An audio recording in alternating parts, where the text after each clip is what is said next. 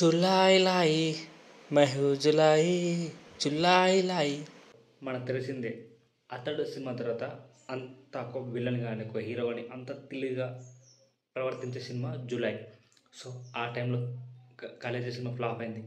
అంటే classic classic ఇప్పటికీ high రేటింగ్లో ఉంటుంది, కానీ సరిగా ఆడలేదు. చాలామందికి ఫేవరెట్ సినిమా కూడా, మీకు కూడా అనుకుంటా కాలేజా మూవీ.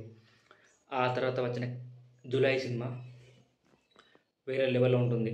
అటు హీరో తెలివి, విలన్ తెలివి ఒకరికి మించి ఒకరు నెక్స్ట్ లెవెల్లో ఉంటుంది. అప్పట్లో పాట మాత్రం వేరే లెవెల్లో ఉండదు.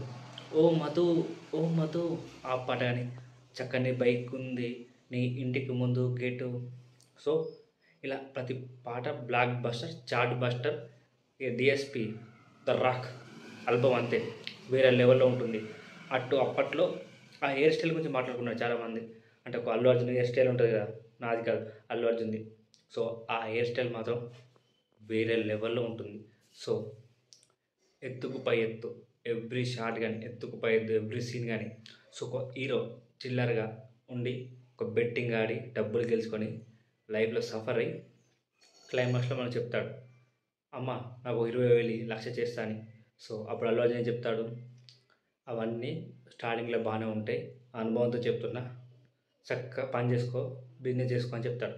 సో రియల్ లైఫ్ అదే, స్టార్టింగ్లో డబ్బులు వస్తాయి, కానీ తర్వాత లైఫ్ పోతుంది, వయసు ఏజ్ అన్నీ పోతాయి. సో ఆ సినిమాలో అది ఒకటి మంచి మెసేజ్ ఉంటుంది. నాకు డైలాగ్ కూడా చాలా ఇష్టం ఆ సినిమాలో.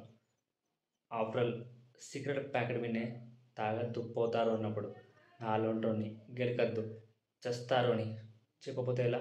సో ఈ డైలాగ్ వేరే లెవెల్లో ఉంటుంది. అది Trivikram mannerism, Trivikram writing skills. So ఆ తర్వాత దొంగ గెటప్ బాగానే ఉంటుంది, బ్రహ్మానందంది సూపర్ ఉంటుంది. ఆ తర్వాత రాజేంద్ర ప్రసాద్ అయితే వేరే లెవెల్లో ఉంటుంది కామెడీ. సో ఆ బస్సులో సీన్ అయితే MS Narayana and Rajendra Prasad scene మాత్రం వేరే లెవెల్లో ఉంటుంది. చంపేస్తారు ఆ పిల్లల్ని. సో అది వేరే డైలాగ్, అది త్రివిక్రమ్ రాయలేదట, స్పాంటేనియస్గా అది రాజేంద్ర ప్రసాద్ డైరెక్ట్గా చెప్పాడట.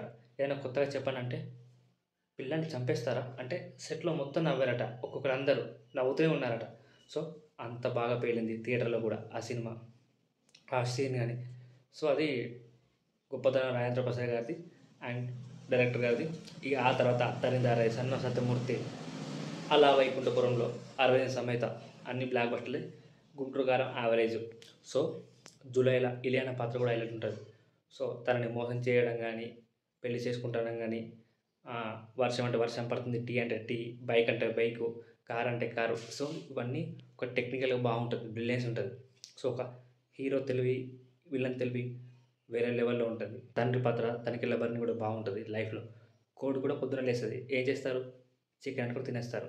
సో మనిషి అది. సో మొత్తానికైతే జూలై సినిమా త్రో బ్యాక్, అంటే పాత విషయం, 2012లో రిలీజ్ అయింది సినిమా. సో చాలామందికి ఇష్టం. కామెంట్లో చెప్పండి, జూలై సినిమా రిలీజ్ అయితే బాగుంటుందా లేదా.